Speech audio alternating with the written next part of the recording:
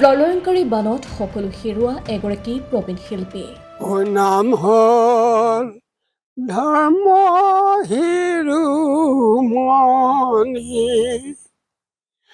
নাম হ'ল অপৰায়গণি।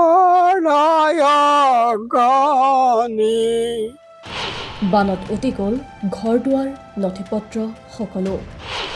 কন্যাৰ গৃহত আশ্ৰয় ৮৪ বছৰীয়া অনাতাঁৰ শিল্পী পদৰাম বৰুৱা বায়নৰ। ছোৱালীজনী আছে, সৰু ছোৱালীজনী গাঁৱতে, তাহাঁতৰ ঘৰতে খাই বৈ থাকোঁ আৰু ঘৰ দুৱাৰ নাই। শিৱসাগৰ জিলাৰ শিমলুগুৰিৰ সোণাপুৰ পাইলুং গাঁও। এয়া আছিল অনাতাঁৰ শিল্পী পদৰাম বৰুৱা বায়নৰ আপোন ঠিকনা।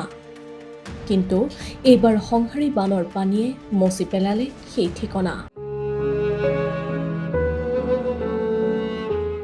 বানৰ সুতে উটুৱাই নিলে ঘৰ দুৱাৰ, নষ্ট কৰিলে বহু গুৰুত্বপূৰ্ণ নথি-পত্ৰ। ৮৪ বছৰ বয়সত এতিয়া কন্যাৰ গৃহত আশ্ৰয় লৈছে শিল্পীগৰাকীয়ে। পদৰাম বৰুৱা বায়ন অসমৰ লোকসংগীতৰ এগৰাকী পৰিচিত শিল্পী। ১৯৮২ পৰা ৮৩ চনৰ পৰাই ডিব্ৰুগড় অনাতাঁৰ কেন্দ্ৰৰ স্বীকৃতিপ্ৰাপ্ত টোকাৰী গীতৰ শিল্পী হিচাপে সংগীতৰ সাধনা কৰি আহিছে পদৰাম বৰুৱা বায়নে। বছৰৰ পাছত বছৰ অনাতাঁৰ কেন্দ্ৰৰ জৰিয়তে পৰিৱেশন কৰিছে টোকাৰী গীত। ২ শতাধিক গীত পৰিৱেশনেৰে লোকসংগীতৰ জগতখনলৈ আগবঢ়াইছে অৱদান। যি কণ্ঠই ইমান দিনে লোকসংস্কৃতিৰ কথা কৈছিল, সেই কণ্ঠতেই এতিয়া শুনা গৈছে জীৱন যুঁজৰ কথা। নিজৰ ঘৰখনেই যেতিয়া নাথাকে, তেতিয়া আশ্ৰয়ৰ বাবে আনৰ দুৱাৰত থিয় হোৱাটো কিমান কঠিন, সেয়া হয়তো পদৰাম বৰুৱা বায়নৰ দৰে বানত সৰ্বস্ব হেৰুওৱা মানুহজনেহে বুজে। দেখা নাই, এই প্ৰথম দেখিলোঁ আৰু। আগত ইমানে বলিয়া পানী হৈ গ'ল, কিবা হৈ গ'ল, একো নহ'লে। এতিয়া যিটো বানপানী আহিলে, এই বানপানীয়ে মানুহক শান্তি নিদিলে। মোৰতো তাৰমানে ইটো সিটো কৰি থাকোঁতে ঘৰে দুৱাৰে উটুৱাই লৈ গুচি গ'ল। কিমান সময়ত পানী আহিছিল? প্ৰায় ৩টামান বজাত আমাক, তাৰমানে দিনৰ ৩টামান বজাত আমাৰ সেয়া গোটেইখিনি তাৰমানে অৱস্থা বেয়া হৈ গ'ল।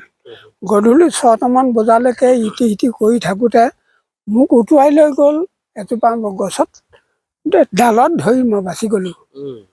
নহ'লেতো মই তাৰমানে থাকিবলৈ জেগা নাপালোঁ হয়। কোনো ৰকম বাচিলোঁ আৰু সেই অনুপাতে এই মানুহ বিচাৰি ফুৰা ৩খন বুট নাও যে, সৰু সৰু বুট নাও, সেইকেইখনে টৰ্চ মাৰি মাৰি আহোঁতে ভাগ্যবশত পূৰ্ণ কৃষ্ণ ভগৱন্তৰ কৃপাত মোৰ আকৌ টৰ্চটো গৈ ভৰিৰ ওচৰতে লাগিলেগৈ।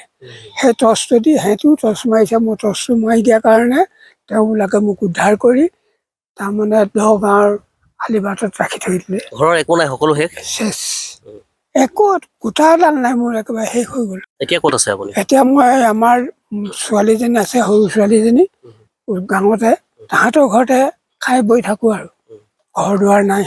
এনেকৈ দিনবোৰ কটাইছোঁ আৰু। একো বস্তু বচাব নোৱাৰিলে? একো নোৱাৰিলোঁ। আপুনি ৰেডিঅ'ৰ এগৰাকী শিল্পী আছিলে।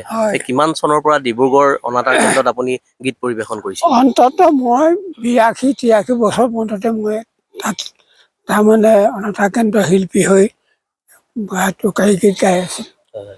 অন্ততঃ ৫-৬ বছৰমান গালোঁ। কিমান গীত গালে?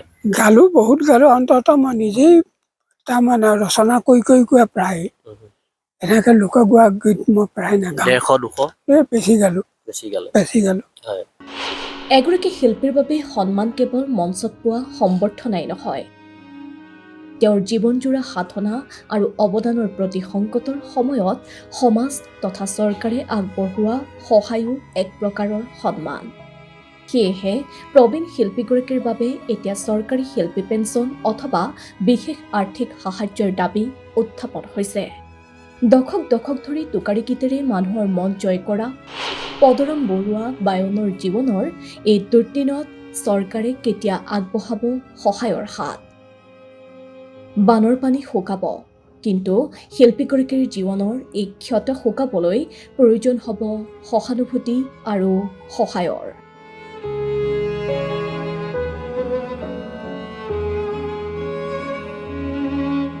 ভিডিঅ' জাৰ্নেলিষ্ট মুন্নাৰ সৈতে শিমলুগুৰিৰ পৰা উজনি অসম ব্যুৰো জয়জ্যোতি গগৈৰ ৰিপৰ্ট, পিপলছ টিভি।